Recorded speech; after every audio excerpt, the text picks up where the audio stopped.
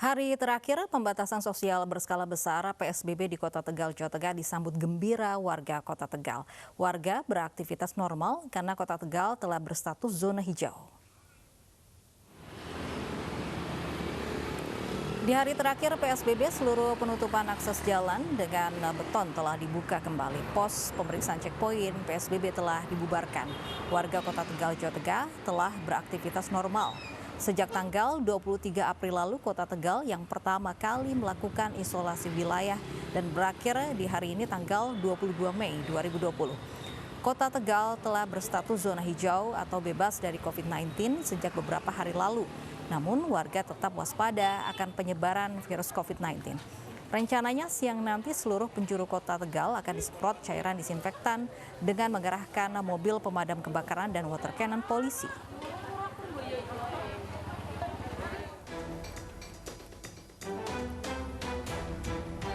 Pemerintah Kota Tegal mengakhiri kebijakan PSBB atau pembatasan sosial berskala besar. Pemerintah daerah akan mengadakan acara perayaan.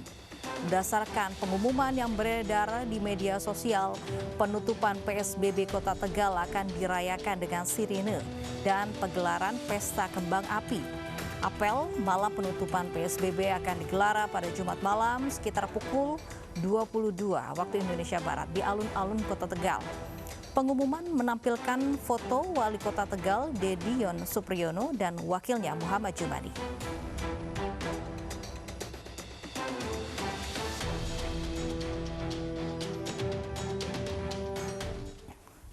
PSBB di Kota Tegal tahap kedua hari ini berakhir. Pemerintah Kota Tegal akan merayakan penutupan PSBB dengan pesta kembang api. Dan saat ini tersambung dengan Wakil Wali Kota Tegal, ada Bapak Muhammad Jumadi. Selamat siang Pak Jumadi. Selamat siang, Assalamualaikum warahmatullahi wabarakatuh, salam sehat. Waalaikumsalam warahmatullahi wabarakatuh. Pak Jumadi, ini dari informasi yang beredar akan ada pesta kembang api untuk merayakan penutupan PSBB, apakah betul? Mbak Lofi, begini perlu saya sampaikan, tentu saja ini saya sekali lagi Alhamdulillah berkah Ramadan, makanya Kota Tegal beberapa minggu yang lalu sudah dalam keadaan zona hijau seperti waktu Pak Gubernur datang ke Kota Tegal. Perlu saya sampaikan juga memang hari ini hari terakhir PSBB di Kota Tegal. Kenapa kita tidak melanjutkan PSBB? Karena memang kita sudah dalam zona hijau, artinya pasien yang positif COVID-19 sudah tidak ada lagi alias zero. Untuk itu pemerintah Kota Tegal hari ini siang nanti sekitar jam 13.00 setelah sholat Jumat kita akan melakukan, ini yang benar nih ya, akan melakukan penyemprotan disinfektan berskala besar. Kita akan menggunakan water cannon, kemudian kita akan pantau dengan helikopter juga. Untuk apa? Untuk memastikan kepada seluruh tempat-tempat publik Kota Tegal itu aman. Yang kedua yang perlu saya sampaikan adalah pesan moral. Jadi pesan moral dari kita pemerintah Kota Tegal kepada seluruh masyarakat Kota Tegal, kita melakukan penyemprotan disinfektan berskala besar ini adalah bahwa pandemi COVID-19 ini belum berakhir. Untuk itu kita harus waspada, waspada dan waspada. Berhati-hati, prudent agar apa? Agar jangan sampai pandemi itu kembali lagi ke Kota Tegal. Untuk itu kita akan lakukan penyemprotan ini agar masyarakat sadar, oh iya ternyata pandemi ini masih ada. Untuk itu protokol kesehatan harus dilakukan dengan ketat, social distancing, physical distancing, pakai masker, kemudian di tempat-tempat umum, tempat mal, pasar, tetap physical distancing. Itu yang kita akan lakukan, yang kita pesan moralkan kepada seluruh masyarakat Kota Tegal dan seluruh bangsa Indonesia ini bahwasannya ini pandemi belum berakhir. Kemudian terkait dengan yang tadi disampaikan bahwasannya ada pesta kembang api segala macam, saya pastikan tidak ada. Itu tidak ada. Sekali lagi tidak ada. Tidak ada euforia dilakukan oleh pemerintah Kota Tegal menghadapi pandemi ini. Artinya alhamdulillah saja kita bersyukur. Tentu saja karena kemarin kita apel pembukaan pasti ada apel penutupan. Untuk apa? Bersyukur kepada Allah pandemi ini di Kota Tegal sudah berakhir dalam artian sudah zona hijau. Namun demikian kita harus lebih waspada lagi. Itu saja. Baik, tapi beredar spanduk untuk perayaan kembang api atas bebasnya Tegal dari COVID-19 atau zona hijau. Ya, saya kira begini, pemerintah Kota Tegal tentu saja berterima kasih sajalah mengambil hikmahnya. Sesuatu yang diberitakan itu pasti ada sisi negatif, ada sisi positifnya. pemerintah Kota Tegal sekali lagi tidak menyebarkan flyer atau pamflet terkait dengan pemberitaan-pemberitaan itu. Saya sudah cek juga tulisannya kan PSSB. Tentu saja saya bingung PSSB itu apa. Yang betul tentu saja lah PSBB kan begitu.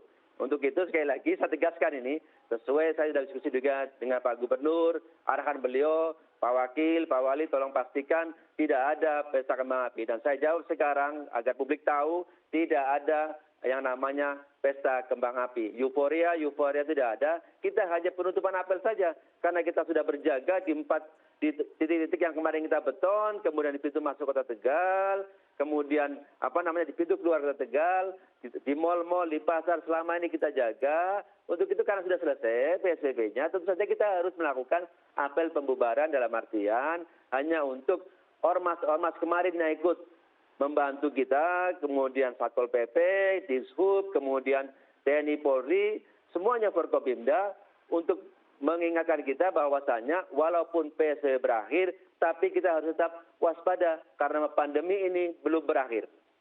Baik, terakhir Pak Jumadi, ini kan jelang Lebaran begitu untuk mempertahankan Tegal sebagai zona hijau agar memang tidak memancing warga untuk berkerumun, begitu berbelanja di pasar, seperti apa? Perlu saya sampaikan begini, tentu saja seperti Pak Wali sampaikan berkali-kali, ini sekarang kita sudah zona hijau, tentu publik dikasih kesempatan untuk menggerakkan ekonominya. Tapi dengan protokol kesehatan yang ketat, contoh di mal tetap jaga jarak, kasirnya dikasih jarak, di pasar pun physical distancing. Kita tidak bisa menahan orang untuk berbelanja karena kita memang ini mendekati, kata orang Jawa itu berpegan. Akhir-akhir puasa itu pasti orang akan berbelanja untuk mempersiapkan pada saat Lebaran. Terlepas kita dalam pandemi seperti ini, tapi harus diketahui semuanya publik, Lebaran itu adalah cuma setahun sekali. Pasti kita tidak bisa melarang mereka untuk tidak beraktivitas. Untuk itu, kita akan tetap meminta masyarakat Kota Tegal untuk setiap saat memakai masker saat keluar rumah, kemudian physical distancing diterapkan. Jangan kasih kendor. Sekali lagi, jangan kasih kendor. Kita harus pertahankan zona hijau ini dengan sebaik-baiknya. Untuk itu, perlu kerjasama semua pihak. Saya minta juga kepada Satpol PP untuk setiap saat tetap operasi di jalan-jalan untuk memastikan masyarakat mematuhi aturan pemerintah. Baik, terima kasih Pak Muhammad Jumadi, Wakil Wali Kota Tegal sudah bergabung bersama kami di Anyus Siang. Lonjakan jumlah konfirmasi positif COVID-19 hari ini hampir menyentuh angka 1.000.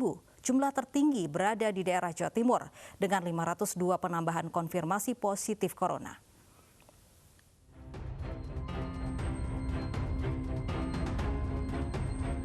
Rendahnya kesadaran dan disiplin masyarakat dalam mematuhi protokol kesehatan di tengah pandemi membuat peningkatan jumlah konfirmasi positif COVID-19 meningkat tajam. Dari data gugus tugas penanganan corona pada 21 Mei 2020, peningkatan jumlah konfirmasi positif mencapai 973 pasien, hampir menyentuh angka 1.000. Hasil yang kita dapatkan adalah bahwa kasus konfirmasi COVID-19 saat ini, hari ini, meningkat 973 orang. Peningkatan ini luar biasa dan peningkatan inilah yang tertinggi. Peningkatan yang tertinggi ini terjadi di Jawa Timur khususnya. Sehingga totalnya menjadi 20.162 orang. Kasus sembuh meningkat 263 orang sehingga totalnya menjadi 4.838 orang. Kasus meninggal 36 orang sehingga total menjadi 1.278 orang. Sudah 392 kabupaten kota yang terdampak.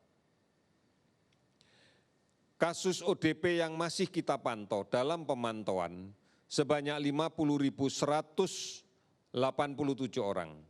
Sementara kasus PDP yang masih kita awasi sebanyak 11.066 orang.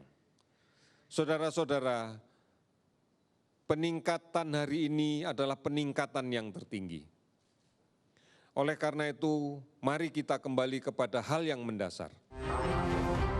Dari data itu, jumlah tertinggi konfirmasi positif berasal dari Jawa Timur dengan penambahan 502 kasus positif corona. Hingga saat ini ada 2.998 kasus positif corona yang terkonfirmasi di Jawa Timur dengan 241 orang meninggal dunia. Di level Asia Tenggara, Indonesia menempati posisi kedua di bawah Singapura dalam jumlah kasus positif. Namun dibanding Singapura, angka kematian di Indonesia jauh lebih tinggi, sementara jumlah pasien sembuh di Indonesia tertinggal jauh dari Singapura. Sedangkan Filipina, Malaysia, dan Thailand berturut-turut berada di posisi 3 hingga 5 dalam kasus positif terbanyak di Asia Tenggara. Sementara 3 negara di Asia Tenggara mencatatkan 0 kematian akibat corona, yaitu Vietnam, Kamboja, dan Timor Leste. Khusus Timor Leste, negara ini juga mencatatkan 100% pasien sembuh dari corona. Bila angka pasien positif corona di Indonesia tak bisa dikendalikan, kapasitas rumah sakit di tanah air tak akan bisa menampung derasnya jumlah pasien. Ditambah lagi ringannya sanksi bagi pelanggar aturan PSBB dan rendahnya tingkat disiplin masyarakat. Semua hal ini akan membuat corona tak segera teratasi di Indonesia. Tim Liputan iNews melaporkan. 2 hari jelang Lebaran, harga bahan pokok di pasar melonjak. Harga daging sapi bahkan naik hingga 50% dari hari biasanya. Harga daging ayam dan daging sapi yang menjadi primadona pada hari raya melonjak tinggi. Di Pasar Senen, Jakarta Pusat, daging ayam negeri yang sebelumnya dijual seharga Rp30.000 per kilo, kini naik menjadi Rp38.000 per kilonya. Sementara harga daging sapi naik hingga 50%, yakni dari Rp90.000 menjadi Rp130.000 hingga Rp140.000 per kilogramnya. Selain daging ayam dan sapi, harga bawang merah dan tomat juga mengalami kenaikan. Harga bawang merah naik dari Rp50.000 per kilo menjadi Rp65.000 per kilonya. Sementara harga tomat naik dari Rp10.000 per kilo menjadi Rp20.000 per kilogramnya.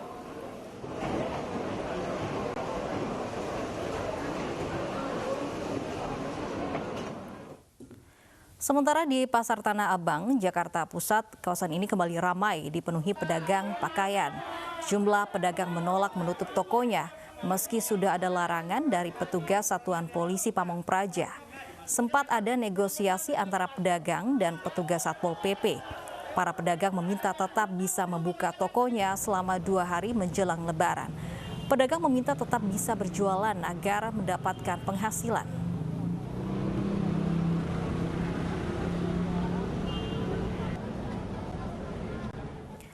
Untuk mengetahui situasi di Pasar Tanah Abang, ada rekan kami Armalina di sana. Armalina, hingga siang ini apakah Pasar Tanah Abang masih ramai dikunjungi pembeli dan pedagang? Pemirsa, saat ini saya sedang berada di jarak 10 meter seberang dari kawasan Pasar Tanah Abang.